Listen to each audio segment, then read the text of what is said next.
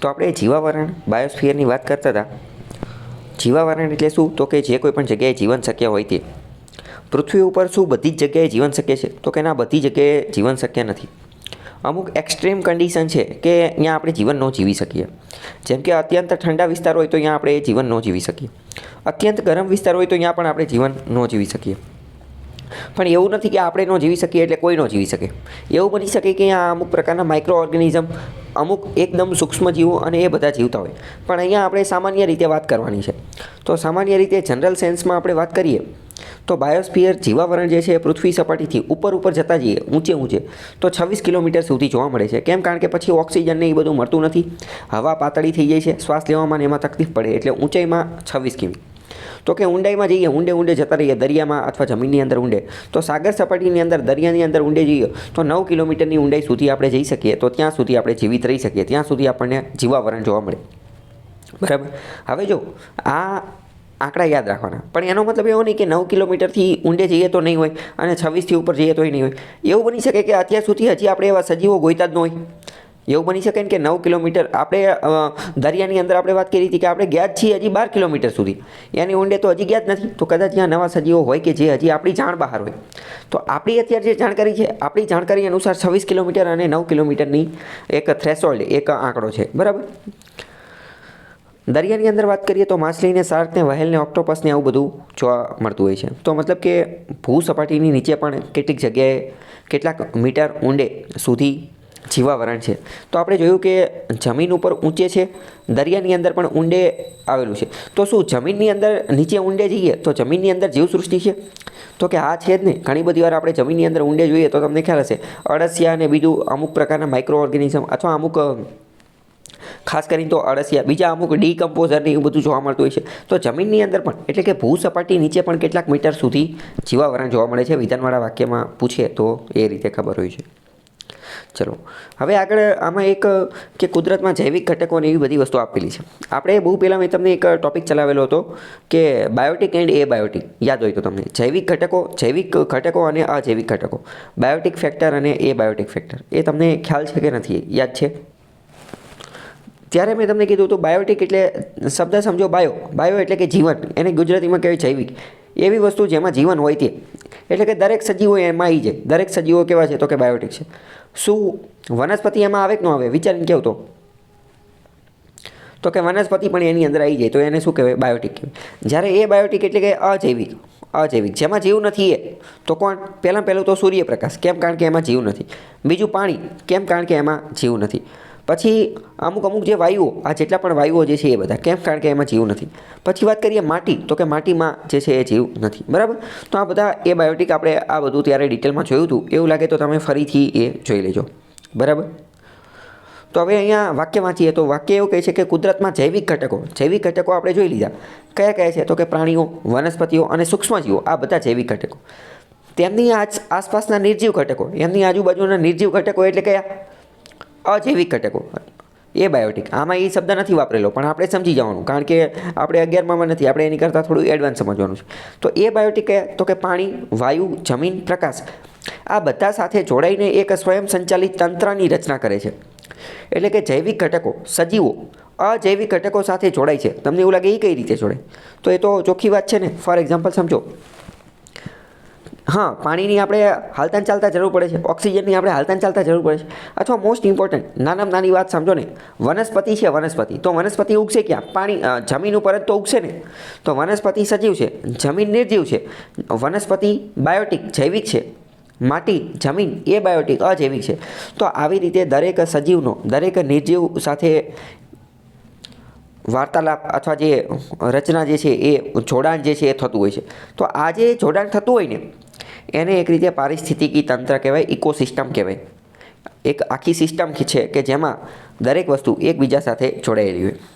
Ecosystem એટલે કે એક પ્રકારની એવી સિસ્ટમ, ઇકો એટલે સજીવ, બરાબર, સજીવ અને નિર્જીવને જોડતી એક સિસ્ટમ. બરાબર. તો ઇકોસિસ્ટમ એ આખો પર્યાવરણને લગતો આ એક શબ્દ છે. પણ તમે મોસ્ટ ઇમ્પોર્ટન્ટ તમે સમજતા હશો, ઇકોનોમીમાં અને બીજામાં પણ આ ઇકોસિસ્ટમ શબ્દ જે છે એ વાપરવામાં આવશે. એટલે હવે આપણે આ ઇકોસિસ્ટમ કીવર્ડ સમજીએ. ઇકોસિસ્ટમ કીવર્ડ ગમે આવે ને એટલે તમારે સમજી જવાનું કે આ એક આખી ચેઇનની વાત કરે છે, એક સાંકળની વાત કરે છે કે જેમાં બધી વસ્તુ વ્યવસ્થિત રીતે એકબીજા ઉપર આધાર રાખતી હશે અને એકબીજા સાથે જોડાયેલી હશે. જેમ કે તમે ઇકોનોમીમાં એક શબ્દ સાંભળેલો હશે, ગ્લોબલ સપ્લાય ચેઇન.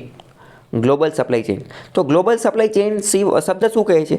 એ શબ્દ એવું કહે છે કે વિશ્વમાં જ્યારે કોઈ મોટી વસ્તુ બને તો એના બધા પાર્ટ્સ, ફોર એક્ઝામ્પલ સમજો કે એક એરક્રાફ્ટ, એક વિમાન બને, એક હવાઈ જહાજ બને વિમાન, તો એના બધાય પાર્ટ કંઈ એક જ દેશમાં ન બનતા હોય, અમુક પાર્ટ અલગ અલગ દેશમાંથી આવતો હોય. એટલે એક રીતે એવું કહી શકાય કે એ ગ્લોબલ સપ્લાય ચેઇન, આખી દુનિયાના મોટા ભાગના દેશોનું એની અંદર યોગદાન હોય છે, તો એને ગ્લોબલ સપ્લાય ચેઇન કહેવાય.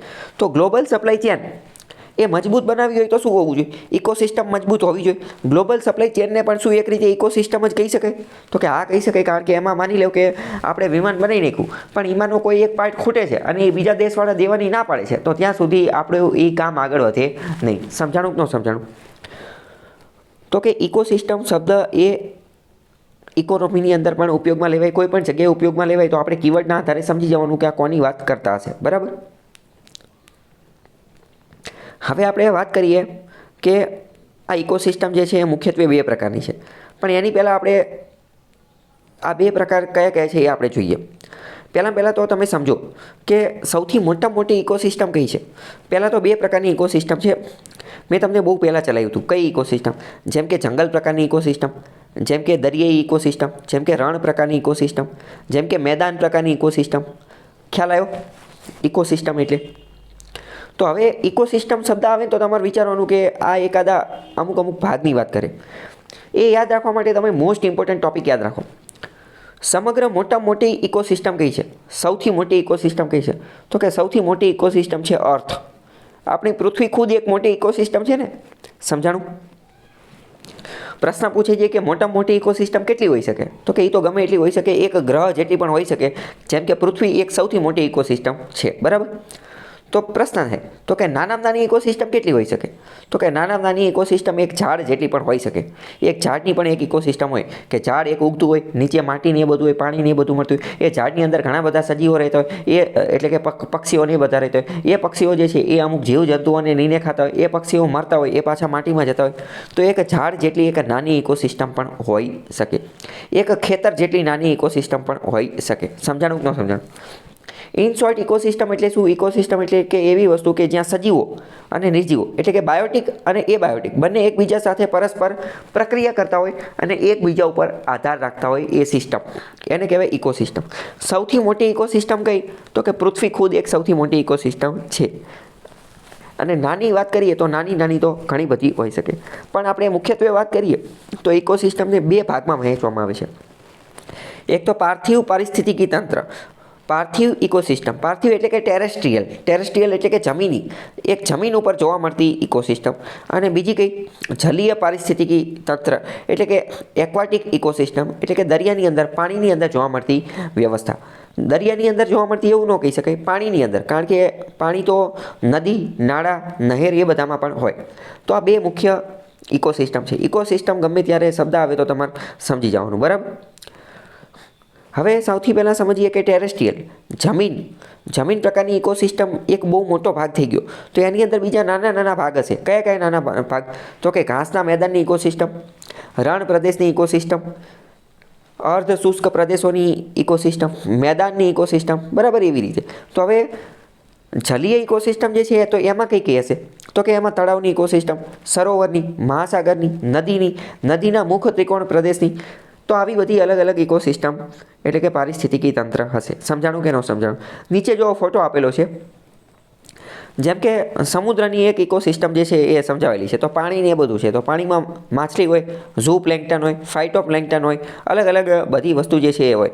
ફાઇટોપ્લેન્કટન શું છે? તો ફાઇટોપ્લેન્કટન એક પ્રકારની વનસ્પતિ છે. આપણે સમજી ગયા હતા કે આ એ વનસ્પતિ છે કે જેનો ખાવા માટે માછલીઓ ઉપયોગ કરે છે.